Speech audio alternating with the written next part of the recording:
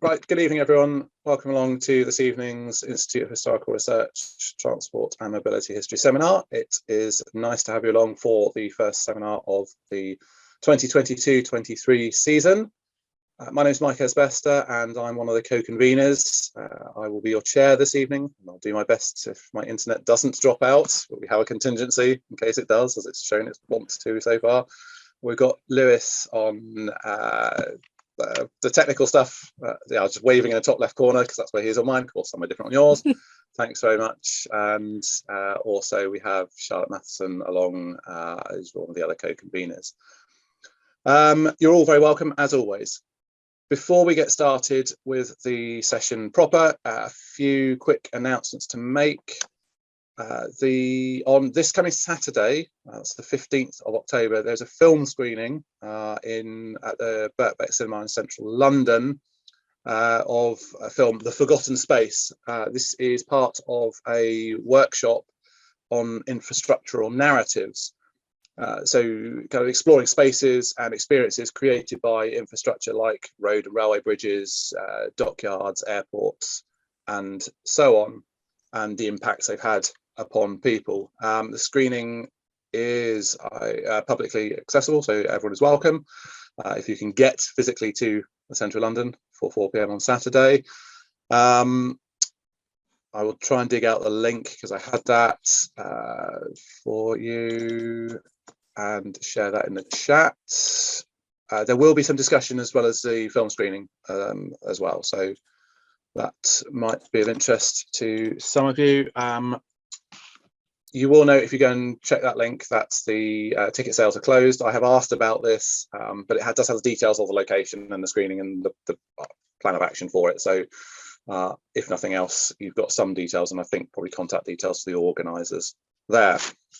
The next seminar in the series will be on Thursday the 10th of November, again at 5:30 p.m, also online.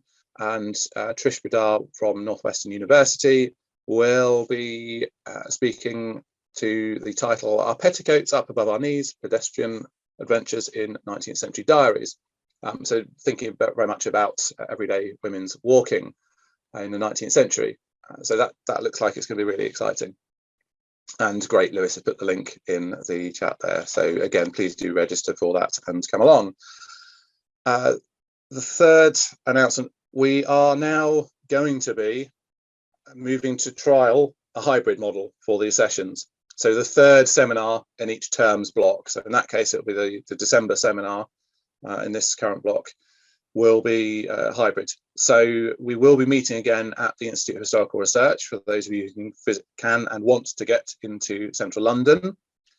It will also be offered online as well. We'll see how this is going to work. Keep fingers crossed, everyone. Registration for those is in the normal way, so via the Eventbrite, via the link through the Institute of Historical Research website, and that includes in person or online. Again, this helps us with numbers, so do please make use of that. But I will say more about that, or our chair for the next session will say more about that when we come to it.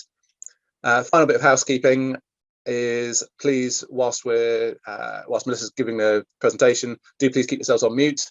If you've got questions, burning questions, you pop them in the chat, but also there will be an opportunity to ask questions at the end. And then, with no further ado, it gives me great pleasure to introduce Melissa McGreechan, Assistant Archivist at Transport London Corporate Archives. She has a variety of experience in archives in many different locations, the London Ambulance Service, Cambridgeshire Archives, and at TfL Corporate Archives. A core part of what she has been doing has been focused on the users, community building, and getting people into archives, whether that's physically or virtually, in a number of different ways. At TfL Corporate Archives, she manages a search room, inquiry service, and I think especially relevant for tonight's presentation, the volunteer programme and outreach activities. I'm really pleased that she's along tonight because she's going to be talking about the projects with U3A that the Corporate Archives have been working on, and again, it's just the kind of collaborative model of working and shared endeavour that I'm particularly keen on. So, Melissa, I'm going to hand over to you to the title "Revealing the Past." All yours. Thank you very much, Mike. And nice to meet everybody. So I'm going to share some slides. Do bear with me just a few minutes because the internet is a little bit slow. It may just take a couple of minutes to load. Mike, if you could just confirm when you can see my opening slide, that would be great. Yep. It's up. Oh, perfect. It's better than I thought it was going to be. So as Mike said, I'm Melissa McGreechan. I work for Transport for London Corporate Archives and I'm their assistant archivist. I have spent a lot of the last, 15 years as an archivist working with volunteer groups. And the project that I'm going to talk to you about today, I'm going to, so let's actually move my slides on. Whilst the agenda slide actually does decide to come up. So I'm going to be trying to set the scene. So I'm going to be talking about the aims and objectives of the project, but very much with the view of framing it so that I can explain why we thought there was a need for the project.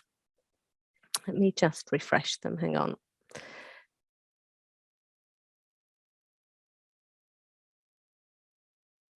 Everything works so well in the technical run up, and now they have decided to fall over. Okay, slides will catch up with me. Yeah, to give you a reason as to why we decided to do the project. And so I'm going to take you on a walk through the development of the project from concept through to a pilot project that we ran to basically iron out all of those problems that we didn't necessarily know were problems before we then officially launched. I'll then take you on a bit of a tour of the site that we use, which is the SharePoint site, through which we deliver the program. And then I'll do a little bit of a focus on some of the interesting finds that we found. I'll preview the content so that you can actually sort of see a little bit towards the end of the project, and then we'll look at some lessons learned. Mike, can you just confirm you have now got my agenda slide up? Yes. Ah, fabulous. Right. So yes, that's what we're going to be talking through, and then there'll be some time for questions. So what is the project? Well, in its essence, the project is to transcribe and index minute books of the board of the Underground Electric Railways Company of London, which is one of TfL's predecessor companies. Now, I'm talking very much about the project as we're delivering it at this point in time, but I could change this title to remove minute books of the board of the Underground Electric Railways Company of London and put in all of our predecessor minute books. And why bother? Well, we get lots of inquiries, what have you got that can help with this piece of research that we're doing?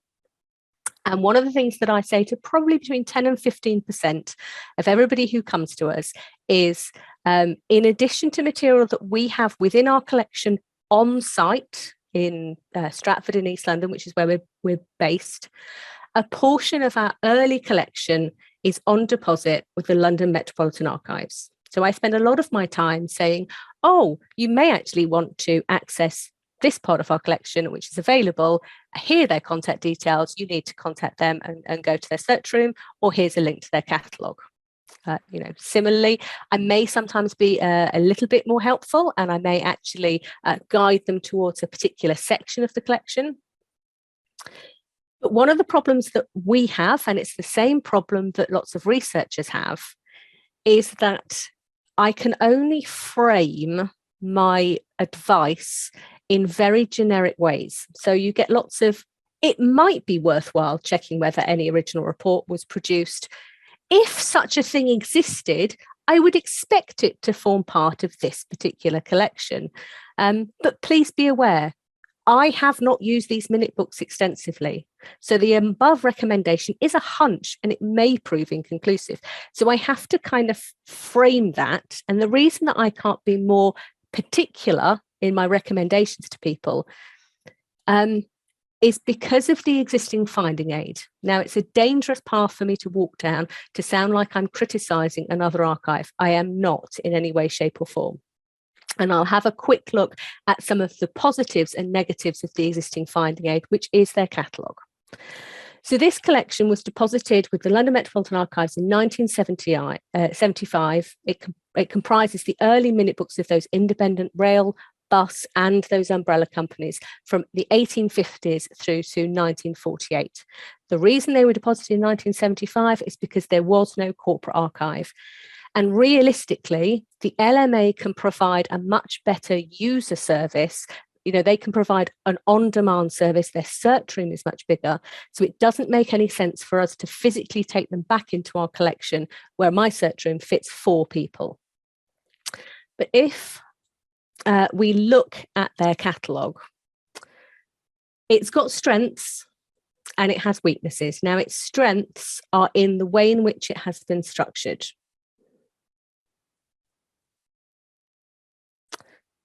So the code that I give people is ACC for accession 1297, which is the 1297th accession that the LMA took in.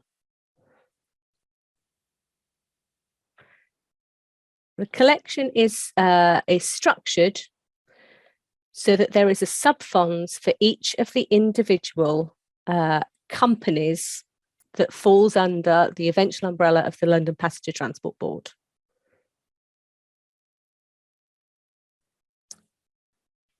The structure is really good, and they have been consistent in the way in which, if you're looking for minutes of a particular company, you will tend to find them under series number 1, which is minutes.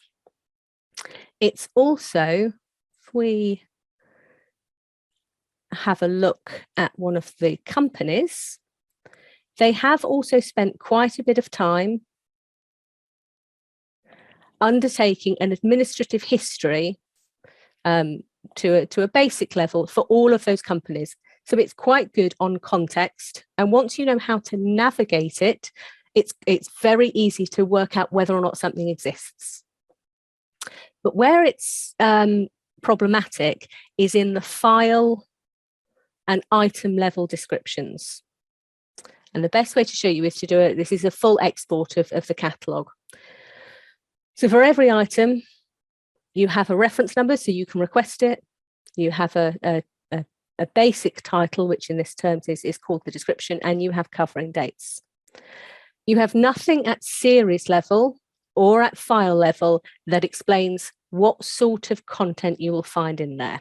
And that's why it's a series that is a collection that is underused for the value of data and information that is in there. And that's just to emphasize. So that's why when I give people advice, it's very general advice, and I can't guarantee, you know, everybody I'm sure on this call has used minutes before. Sometimes they've got loads of detail. Sometimes they are just structural documents and they don't tell you a lot. So I always have to be balanced in whether or not I kind of commit people to maybe getting on a plane, coming over from Australia to go and have a look at a collection of minute books that actually might not tell them much at all. And it's not a problem that we have, it's just us as the current set of archivists have thought about. It is something that all of our predecessors have been looking at. And so there have been pieces of work that have happened on this collection before.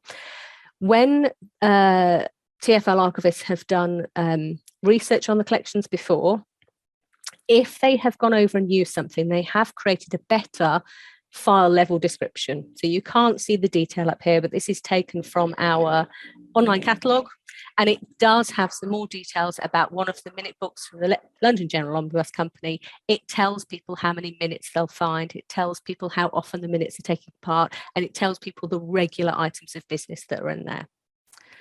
We've also undertaken research within the collection on our exhibitions, so things like our World War I exhibition or our Year of the Bus exhibition, and we've also borrowed items for display. Back in 2018, we even tried to apply for some funding to employ a cataloguer via the Business Archives Council cataloguing grants to see if we could get the series level descriptions for predecessor railway companies improved. Sadly, we weren't successful on that. So then it comes to this particular project. So with no additional staff and with no additional time and no additional resources, we were trying to find a way in which we could improve access to promote simpler and wider research access to selections of these minute books. And in this case, it's the minute books of the Underground Electric Railways Company. And we thought the best way to do that was to tackle it from two wings, to create word-for-word searchable transcriptions for each minute, and then upload those as surrogates for the originals to our online digital archive repository. We also wanted to create indexes to the minutes, so summary or headline descriptions that we could add to our online catalogue. So irrespective of how people came to the collection, there was a finding aid in which they could get to the content. And as we were going to have lots of volunteers working on this material, there's also an element to the project which is about publicising those discoveries as we find them. So just to point out, a transcription is a word for word. It is supposed to be as close as we can get to the original in a searchable format that we can researchers, there's nothing between the content and the researcher. There's no sort of reinterpretation or reframing. Whereas when you come to a catalogue description, it's a summary and it's us picking out those searchable terms and presenting it so people can search across a collection. So in 2019, this is our very generic to-do list. We've got an idea for the project. How are we going to do it? Well, we're going to have to visit the LMA and we're going to have to photograph selected content. We're going to have to do some quality checking about those images and think about how we batch them for delivery. Are we going to batch them as whole minute books?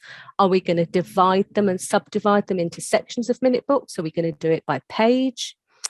We're going to clearly have to write some guidance. We're going to have to recruit some volunteers. We're going to have to give those volunteers training. We're going to have to think about the logistics of how we get stuff to them and how we get their work in progress back from them.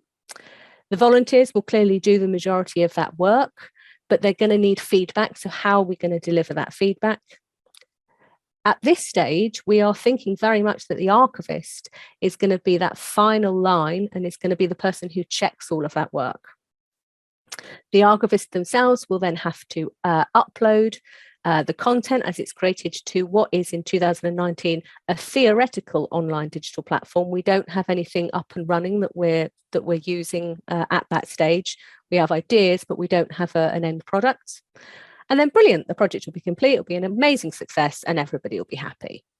And this is pretty much when we first started kind of talking to Mike about the idea. And I think that our optimism back in 2019, just how easy this was going to be, proved a little bit naive. Okay, so in 2019, even just we take one of those things that, our imagined idea of where we would be was, we'd go to visit the LMA. We weren't sure whether it would be an archivist or a volunteer, and we'd photograph that selected content. Well, the first thing we actually had to do was think about what content. Are we going to create a project where it's ambitious enough to think that we will be able to index and transcribe the minute books for all of the companies? Now, there are well over 400 minute books for those companies. And when we mean minute books, what are we talking about? Are we just going to do the boards, the minutes of the boards? Or are we going to think about committees? And what happens when we have minute books in later years when content gets split? So you end up with minute books and then separate report books that refer to each other. So the first step was actually for the TfL archivists to visit LMA to do a scoping project. So there were 3 members of staff who went out. We took a day and each of us was given a proposed project. One of us looked at selected material of the umbrella or parent companies. So the London Passenger Transport Board, the Underground Electric Railway, or the London Electric Railway, those companies that brought together smaller companies to organise them and to kind of run the management of them. One of us looked at buses, all the bus companies that there were, and one of us looked at railways. And we each compiled notes on things like form, content, extent, interesting snippets of information that they contained, the ease of understanding the handwriting, how difficult was the paleography going to be. We did estimates for cataloguing at volume level. We did estimates for cataloguing or indexing at minute level. And the idea of potential research audiences and the extent of reach. So for something like the bus project, when we were looking at all of the companies, there are lots of companies in the very late 20s, which are basically just kind of financial holding companies. So there's lots of those. All of the minutes are exactly the same. There is interest in it, but the interest is quite limited, and you'd be looking for quite a small target audience. So if we were looking for a bus project, it became very obvious that we'd be thinking specifically about the minute books just of the London General Omnibus Company, possibly the Associated Equipment Company as well. And we presented our project findings to each other to make a decision. And the decision that we reached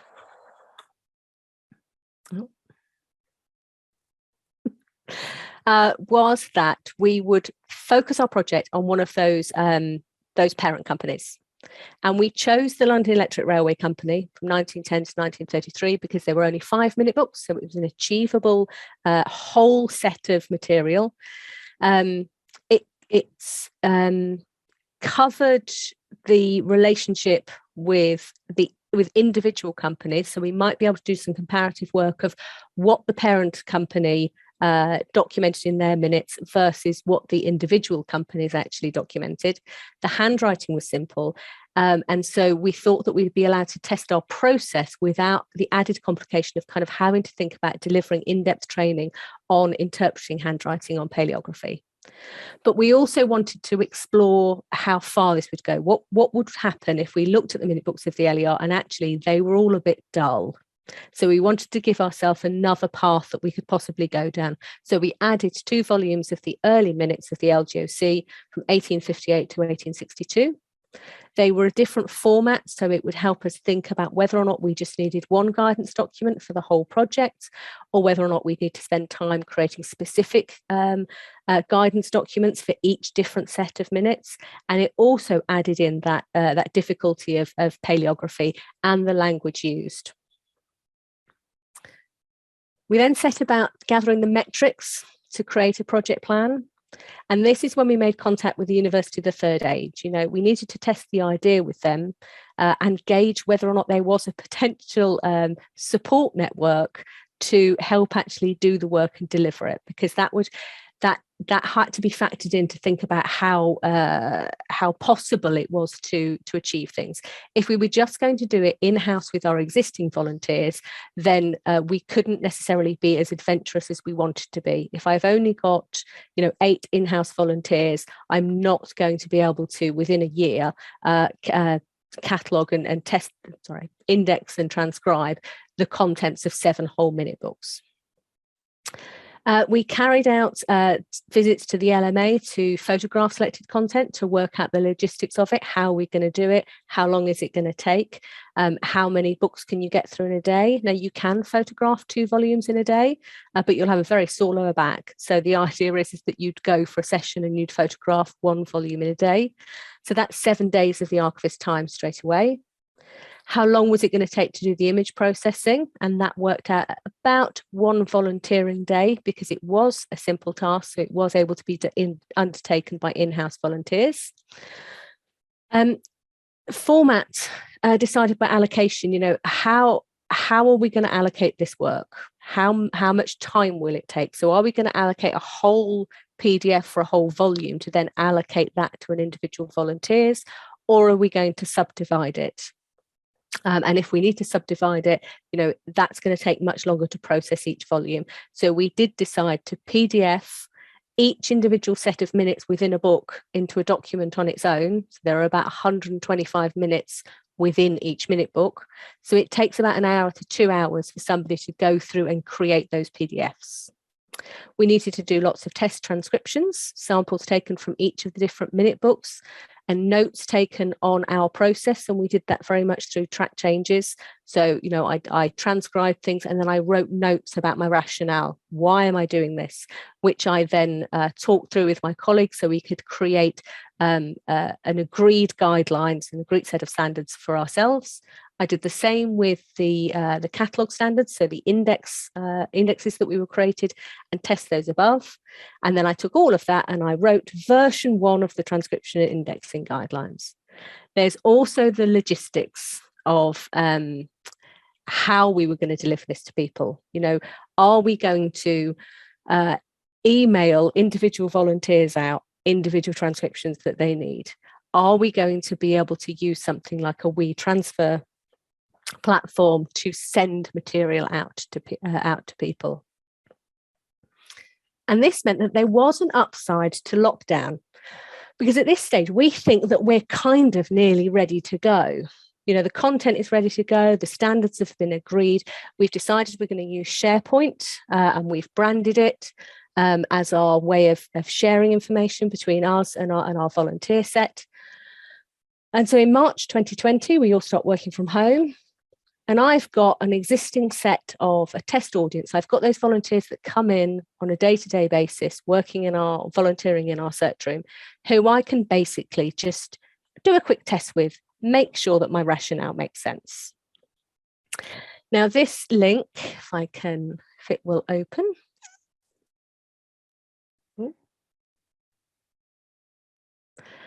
So what I did is I created just like a general welcome. It was a welcome message page, and it gives people the idea of what the project is, why we're doing it, and what the benefits of it are going to be.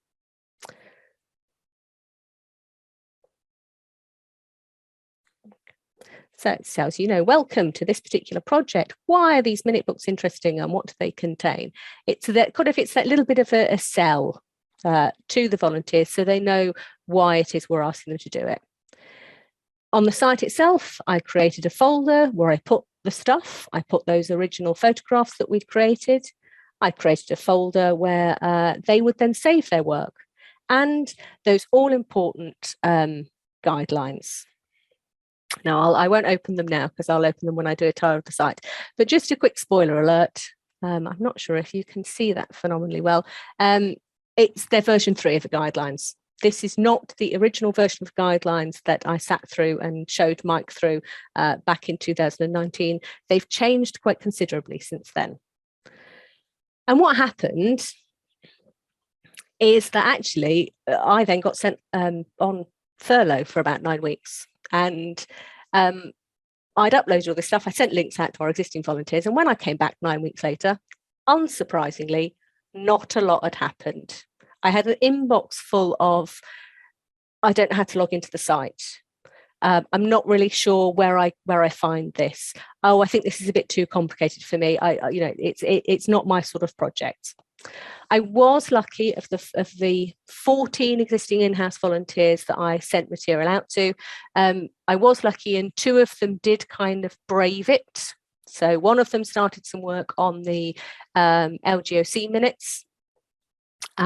He made a start, and what he did is he made loads of copious notes for me about what it was that wasn't working, and he did a few sample sets, but was sort of sitting on it ready for me to come back, because what he didn't want to do is he didn't want to work through lots and lots of transcriptions and then have to go back and edit them.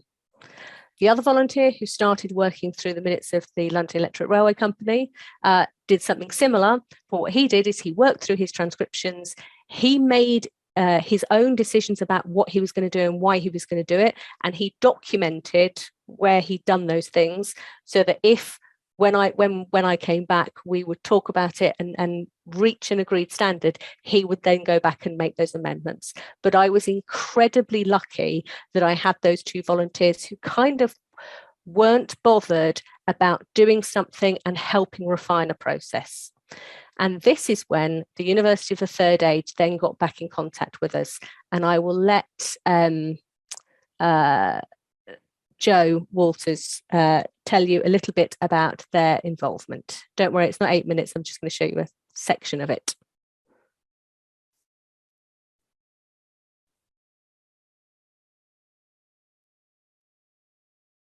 I'm Jo Walters. My role in the U3A has been to develop and coordinate learning opportunities for our members. Jennifer Simpson and I first met with the archivists at Transport for London back in May 2019 to learn about their plans to digitise the minute books of the early transport companies and to talk about a collaborative partnership with the U3A. We'll pass over 2020 when nothing much happened. But since January of this year, my colleague Maggie Coleman, who's a seasoned U3A researcher, and I have been part of a small team of volunteers led by Melissa to learn from each other and to develop the project so that it can be rolled out for U3A members to get involved in. We've held fortnightly meetings remotely. Maggie and I have been guinea pigs, being tested on our ability to understand and use the TfL system for the Revealing the Past project. There have been some changes and developments to simplify the process, and we think we've got the hang of it now. I'm pleased that Anne Sainsbury, another colleague and experienced U3A researcher, has recently joined the team.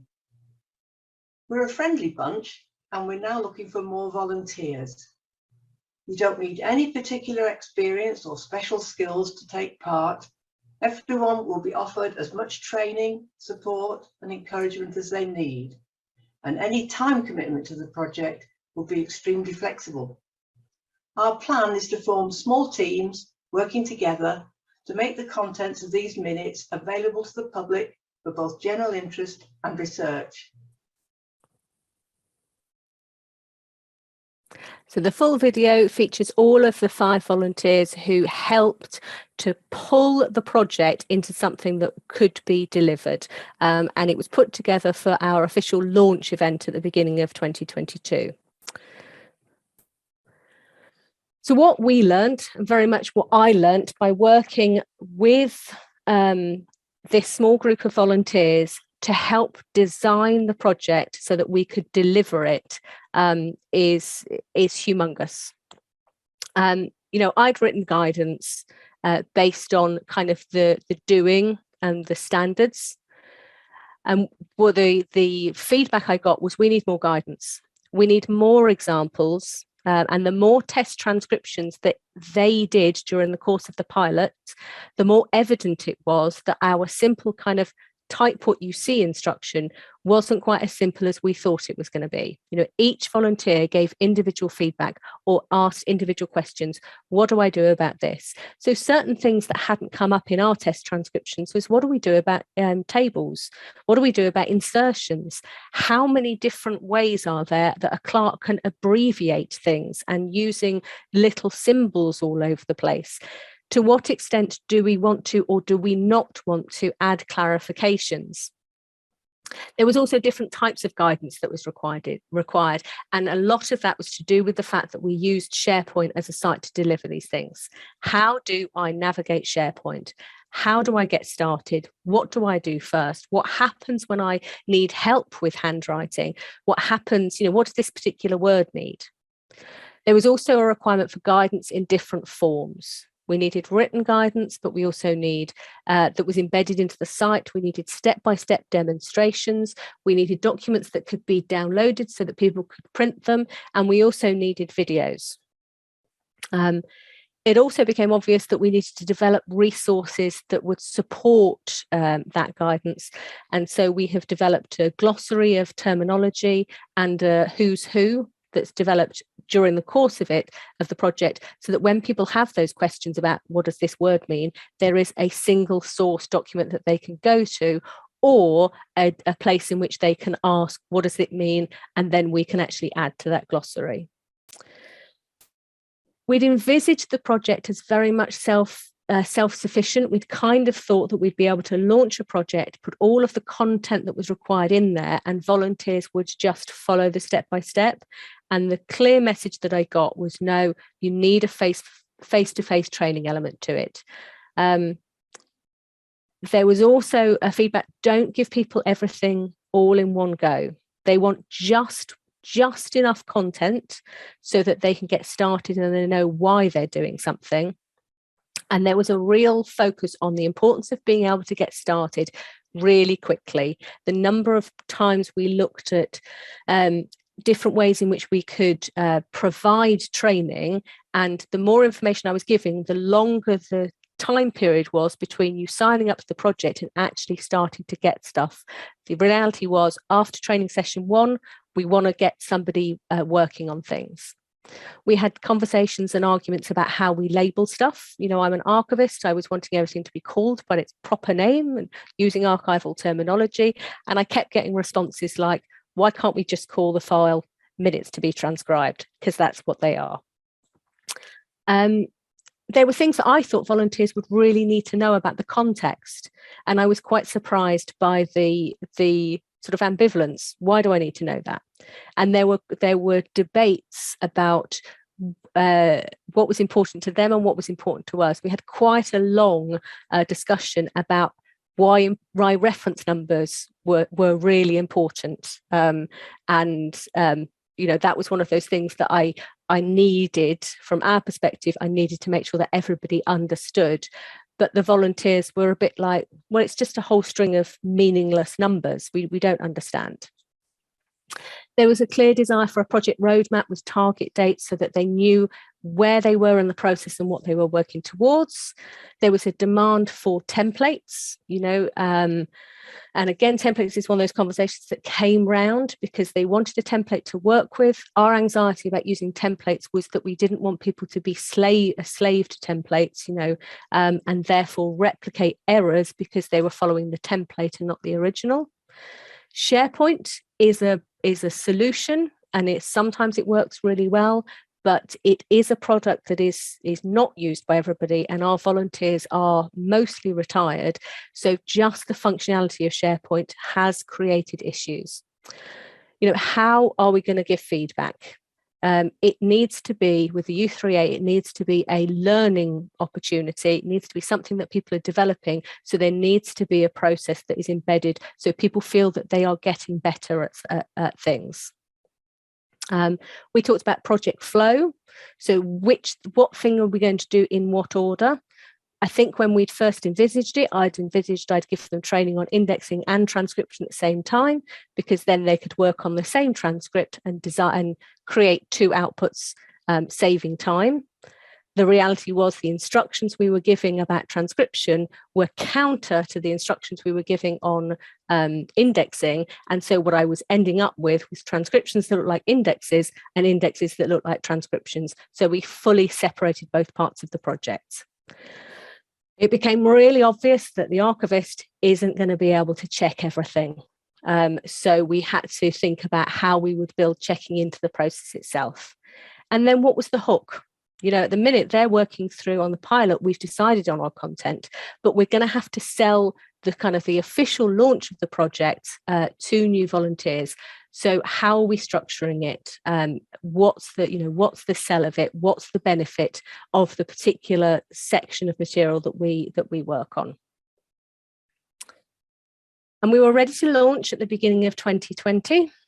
In order to launch, I wrote an article about the project in the University of the Third Ages magazine, which was published in October 2021. In there were contact details for Joe and Maggie from U3A.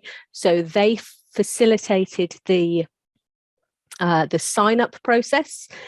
They sent out the invitations to the launch. We tried to make the launch event as no commitment as possible. So you just come along and find out what the project is, and we would tempt them with some interesting finds from the pilot project. We'd outline our aims and objectives, and then there needs to be a simple sign-up process where we asked for things like their contact details, any dates they wanted to avoid, any particular areas of interest. We needed to know about their technical capabilities and what computer system they needed. Excuse me. Because of the way in which SharePoint works on different people's computers, and provide a timeline of of next steps. So, you know, if you do sign up, this is what you can expect. an idea that came directly from the U3A volunteers was to set a very small amount of kind of pre-prepared set homework, which was sent through with a sort of a stripped down version of the guidelines for them to have a go at.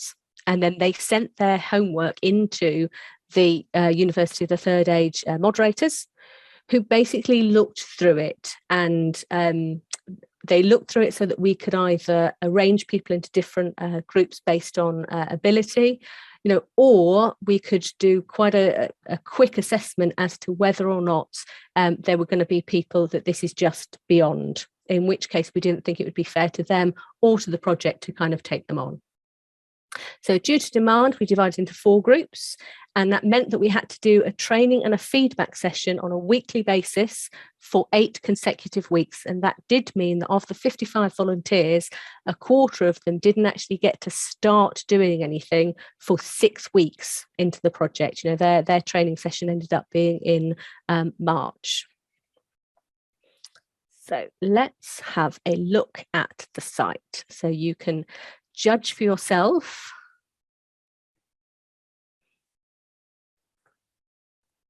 where we're up to and how we are delivering it. Now, the site itself was initially set up just for this project. However, it proved so useful during the course of lockdown that you'll see on the left-hand side, there are lots of other folders that have appeared, and we are now using this Revealing the Past SharePoint site as our volunteering home for multiple projects. So there are 3 main documents up here. One of which, read this first document. This is the here's a brief introduction to the project. So the idea is you can still go in here and you can still kind of navigate your way through and do a bit of background reading before you actually sort of sign up as a volunteer.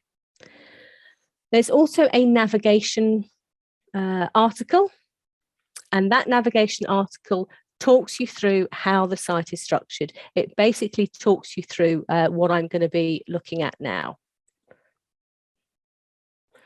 So it tells you, it gives you lots of screenshots. It tells you what you will find in each of the different folders. And then towards the bottom, this is the place in which we put those initial let's get started guidelines. So that if somebody wants to know how this actually relates, they read the article on the structure of the project. They then go through the navigation, and then this basically tells them if you want to get started, these are the 10 main instructions to get you started to work. We project manage the projects with a really basic spreadsheet. That spreadsheet has on the left-hand side, it has a list of all of the minutes that need to be transcribed by their reference number.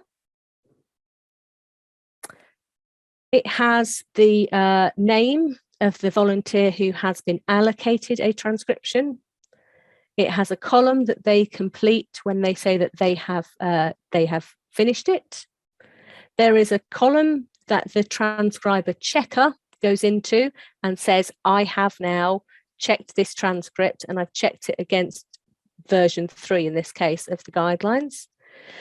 And then one of the things that has changed during the course of this project going live is we've now introduced a transcription feedback column so that the transcriber can go back in, look at the amendments that have been made, and then they're the person who is responsible for signing it off. They're the person who did all of the original work. They will look at those that feedback, and then they will be the ones that sign it off. And then there are similar columns for the indexing process. So we've tried to keep this bit as simple and straightforward as possible. Our guidance folder has our guidance. It's subdivided by the different tasks involved. So there's guidance on indexing, there's guidance on transcription, there's guidance on publicity and outreach. There's also a compromise, which is the background information. So I mentioned earlier on that I got lots of feedback about the fact that we didn't want to overwhelm people with stuff. So in background information, we have things like my document on the importance of reference numbers. It's something that I need people to be aware that it's there, but I don't need them to read it kind of straight away. It's somewhere I can refer people to. You also in here have a document, which is a downloadable document on the structure of the website, so that people can download that in the early days, and they can work out where to find things, because people were having some problems.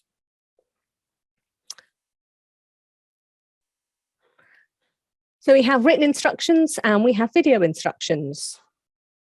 And our written instructions, you'll notice that we have version 2 and version 3 of the guidelines. Version 3 is the current version, because as I've been giving feedback to people, it is very obvious that there are new things that need to be embedded into those guidelines.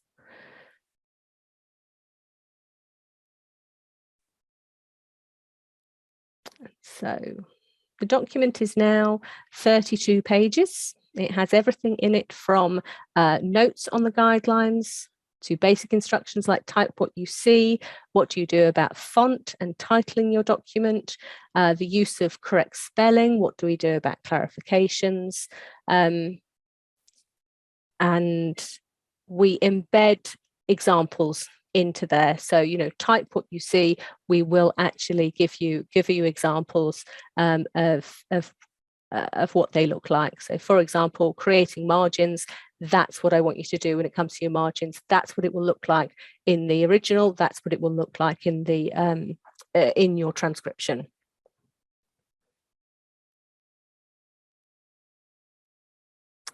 There's also documents which are ways to get started. Now they are the step-by-step guidelines. So that's the press this button here. This is what it will look like. We have example transcriptions that support the guidelines themselves, so that people can look at a before and an after. And then in the video instructions, anything that's a step-by-step, so how you actually get started, a way to get started with transcribing, there's a video version of that written document. And then there are also sort of additional things. So where volunteers work in slightly different ways, I've even got them to film their own videos, just to show some people that there isn't necessarily just one way to achieve things. What we'll do is we'll give you a prescribed way, but we do appreciate that people work in different ways. So, you know, do sort of feel free to adapt them as required. I mentioned our glossary. Now, I can't take any credit for the glossaries, because these have only been possible because of the hard work of those first 5 volunteers who committed to making lists of those glossary terms as they came across them. And then one volunteer has taken responsibility for the bus glossary, one volunteer has taken responsibility for the railway glossary, and what you will find once it opens is an alphabetical list of words and their meanings. So that will help when it comes to paleography. Now, one of the things that didn't really take off was our help with handwriting. We had an idea early on that all of these glossary terms, we would find examples from the original, and then we would put in images into individual folders, so people could come here and go, is that really the word carcasses that I'm seeing? And they could do some comparative work. It was a good idea, but it was just unsustainable from a time perspective. It would only for us be sustainable if we found a particular volunteer who was happy to take that on as an individual task. We have our original archive resources. This is the minutes to be transcribed. So that's where you find the material. It's subdivided into folders that represent each individual volume. And then similarly, in the volunteer work in progress, again, that's structured in the same way, but it does have an added layer because, of course, the volunteer work in progress will include work on indexing, transcription, and publicity and outreach. So if we look in transcription, you have the same folder structure. And then finally, we have a message board. And our message board was our attempt at having a single place where if anybody had any questions, they could upload them. I'll be honest, it wasn't a huge success. Having to first of all find where on earth this message board was in the early days of kind of getting the training, and then kind of wait and remember that you've put something on there to then go in and check it, it didn't really fit the remit. And what we've done when it comes to communications is I've been able to use those existing volunteers on the placement to be that branch between the volunteers and me, so people can go to them for advice before they come to me. If the volunteers themselves can't answer it, or what we've been calling the steering group, they can't answer it, then they will forward material on to me. Okay, and then down the bottom, it's just links to these items up here. So it's a bit of a whistle-stop tour. We still have quite a lot to do. So stats on the deliverables on it. So volunteer transcriptions that have been completed on the minute book project for the Underground Electric Railways Company. We've transcribed all of it.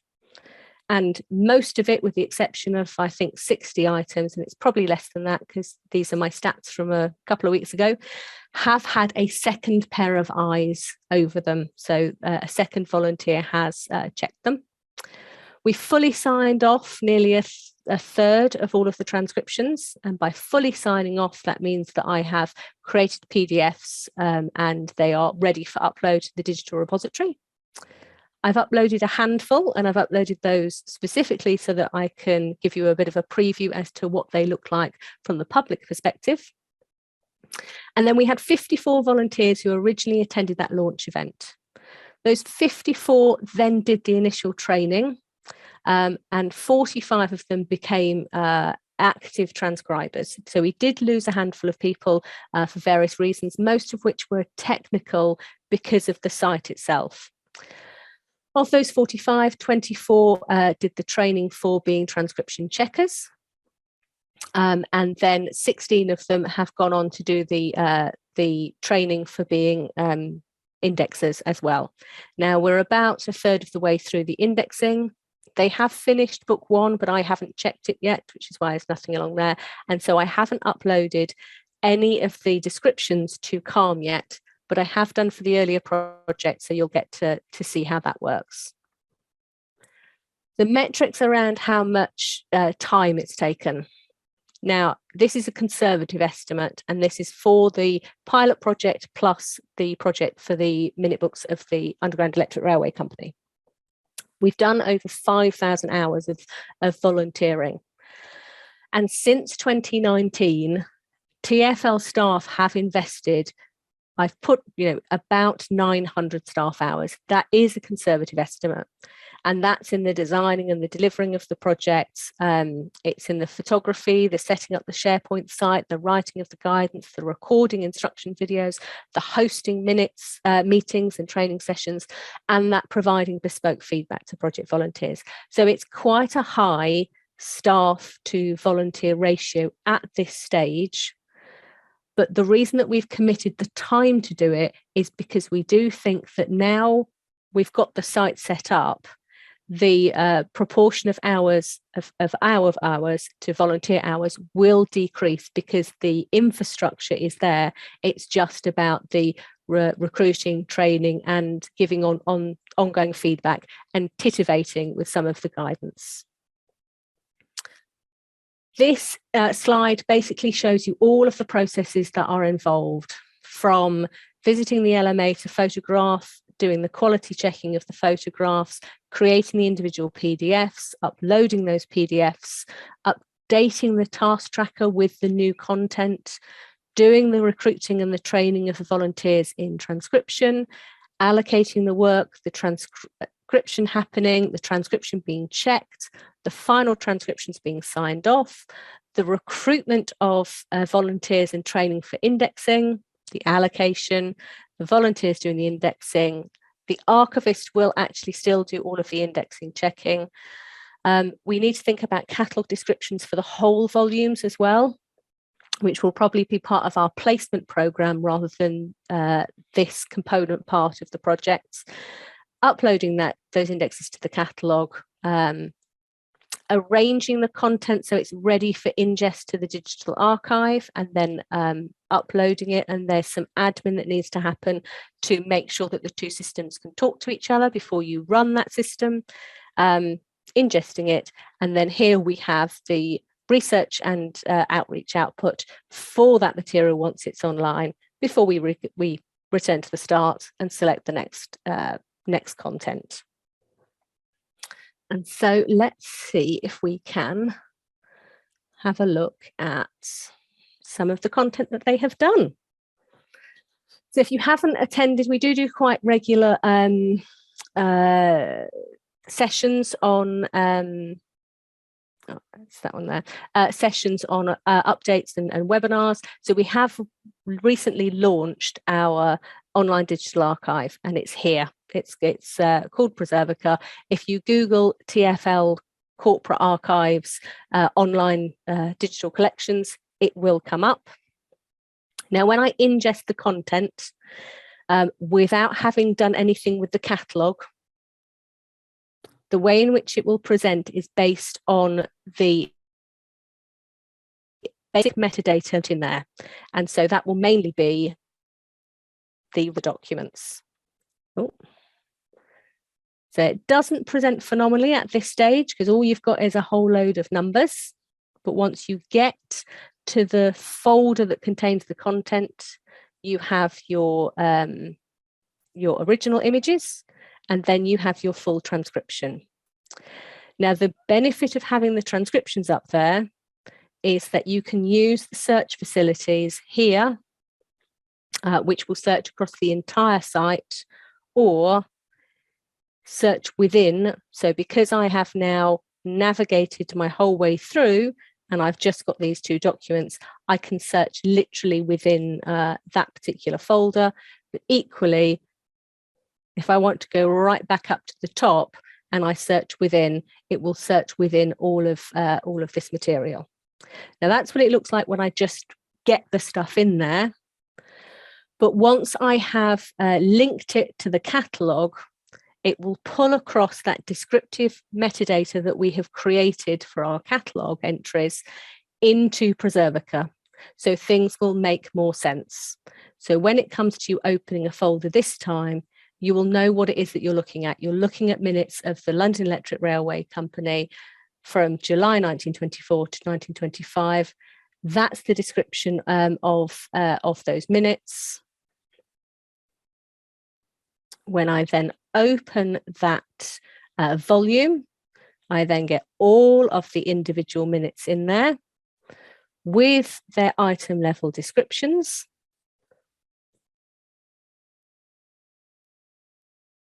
And then I can open it and find my transcription and my original original images. Okay. So how are we doing for time? I haven't got a huge amount of time. Now what I've done, oh, I suddenly realised I'm in absolute pitch black here. What I have done is I've got a handful of research discoveries from the pilot projects and from the minutes of the London General Omnibus Company and the London Electric Railways Company, just to show you some of the things that we have found to evidence the value of the project. Now, if I was trying to convince you all to be volunteers, I'd have done this presentation in the other way. I'd have done this bit first. Mike, how are we doing for time? This takes about 10 minutes, or would you like to stop now for questions? I think we've got time enough to do it. I'd quite like to see what gems you've got, please. Okay, no worries. So we'll do this without my script because it's gone totally and utterly dark. So, right. So minutes, I don't think this is going to come as any surprise to anybody. You know, minutes are about decision making. It's about who makes the decisions. It's about what happened. It's about promises made. And it's also about the fact that narratives will uncover as you go through them. So, you know, the little details I'm about to give you are very specific, but it's really important not to forget that if you're looking at how something has evolved, you may be finding tiny snippets in consecutive minutes that you want to put together. Oh, no. Oh. Pressing the wrong buttons. Hang on, I'm just going to have to turn the light on. Oh, that's better, I can see. Right. So I don't think it will come as any surprise to anybody that in the middle of lockdown, we had lots of inquiries about the influenza epidemic. And this entry, which dates from the 7th of November 1918, says that the heavy proportion of the staff have been absent from duty owing to the influenza epidemic, but it was considered that the worst week had passed and the absences would now show a steady decrease.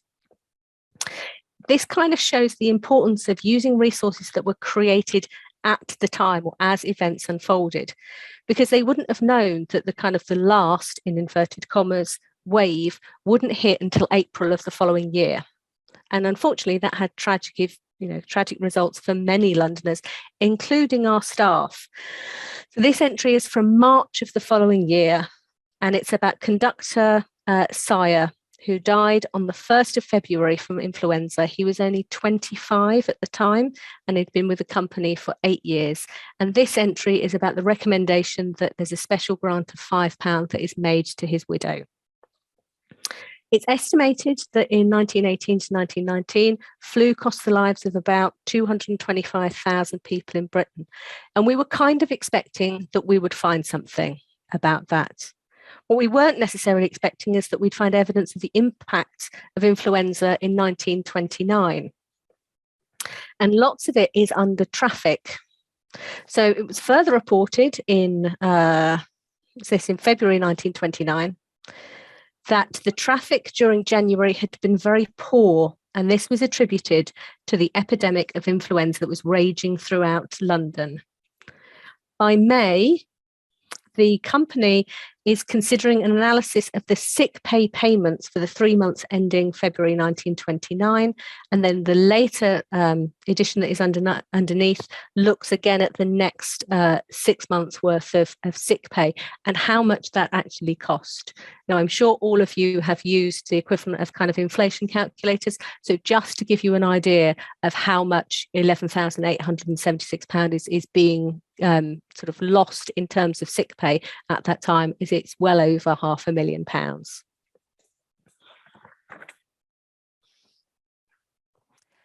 So referencing sick pay in 1929 takes us quite nicely onto thinking about the kind of the paternal nature of organisations like ours.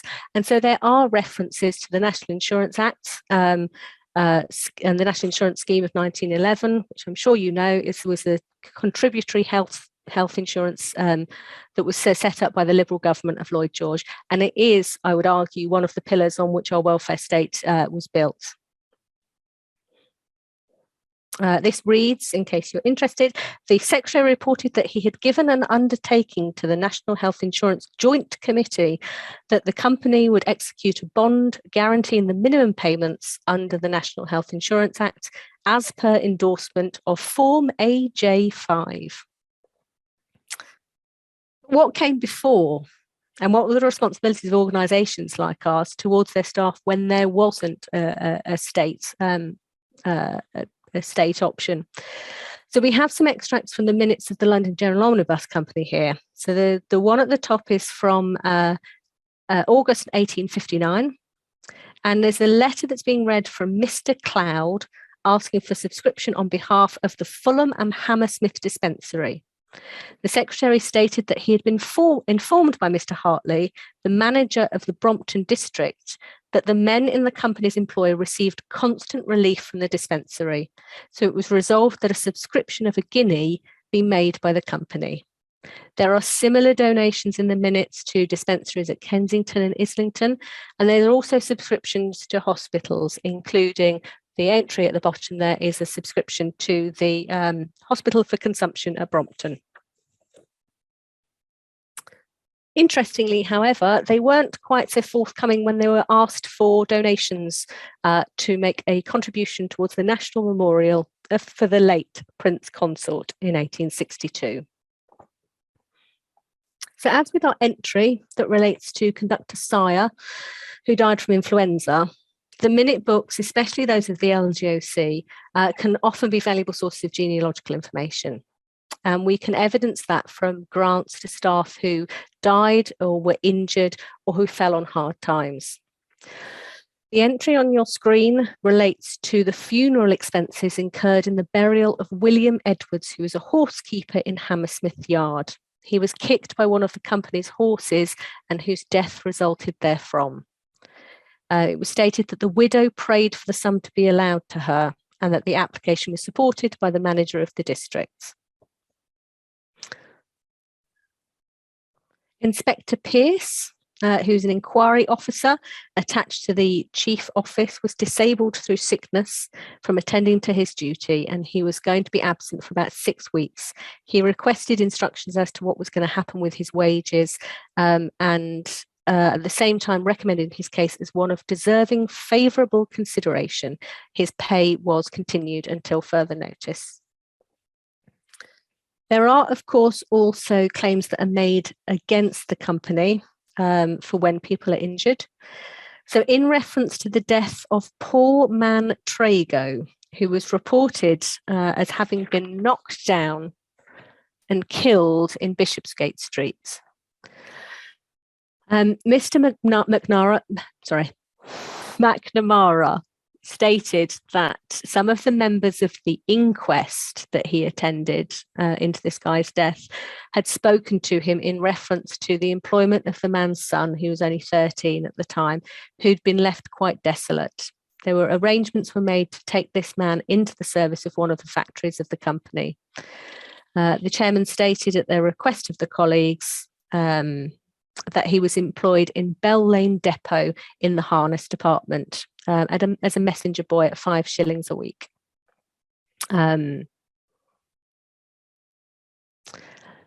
What you have on your screen will just literally look like words, but there are descriptions of quite nasty accidents in these minute books.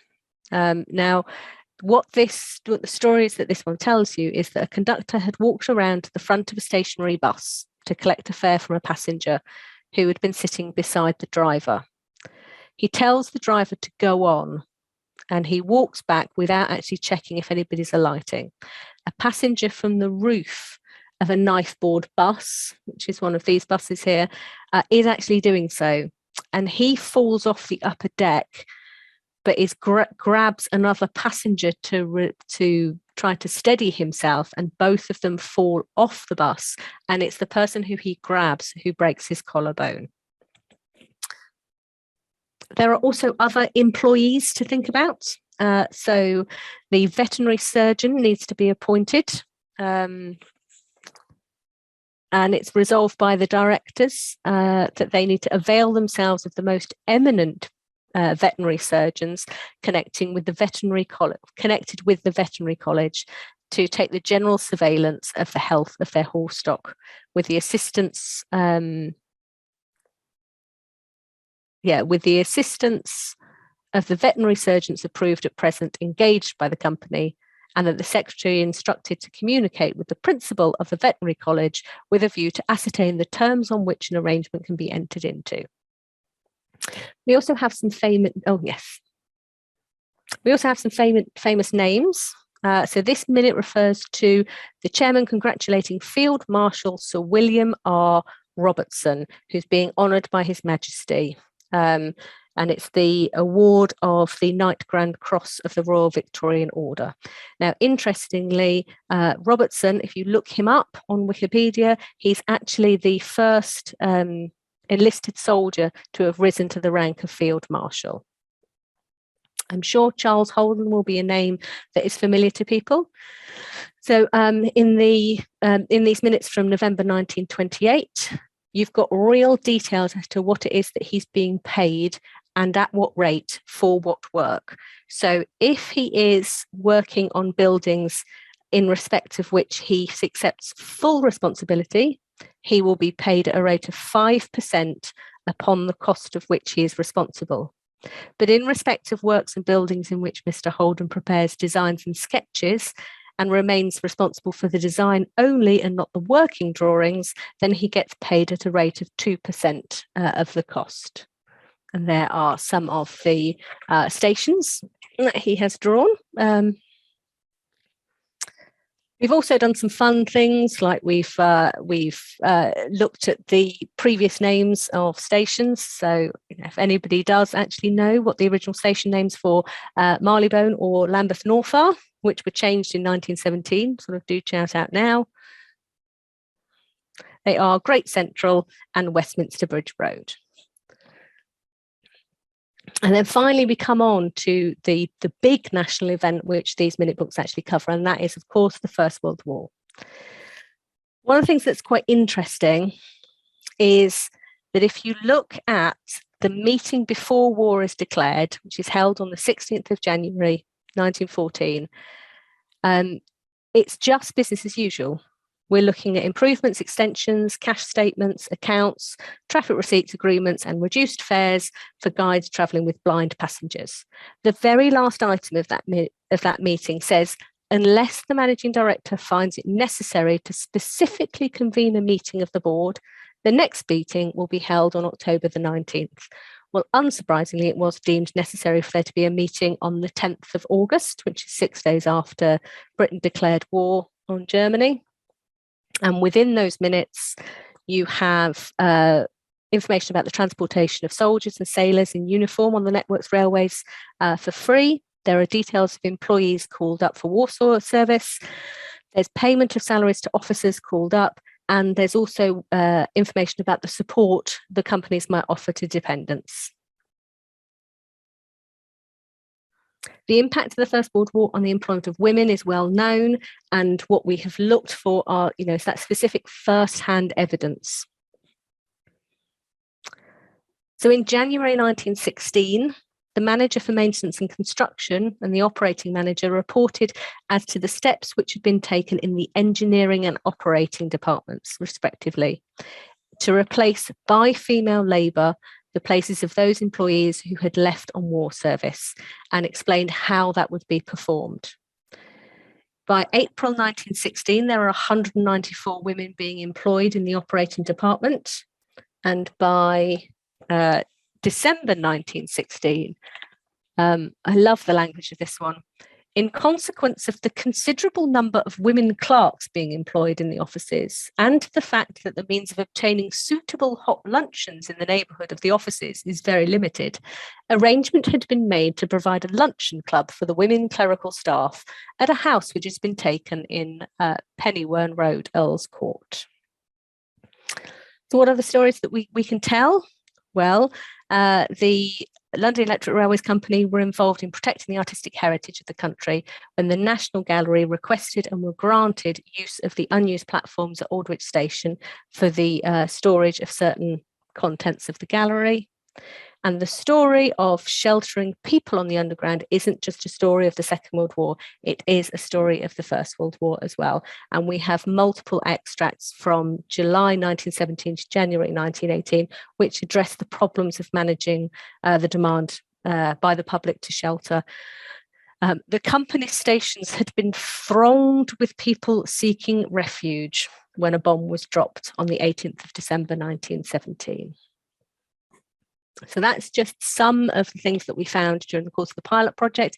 And because we specifically chose the minute books of the Underground Electric Railway Company to complement the stuff that we've already done with the LER, we are hoping that there are going to be similar narratives that we can find and we can add to that collection of material.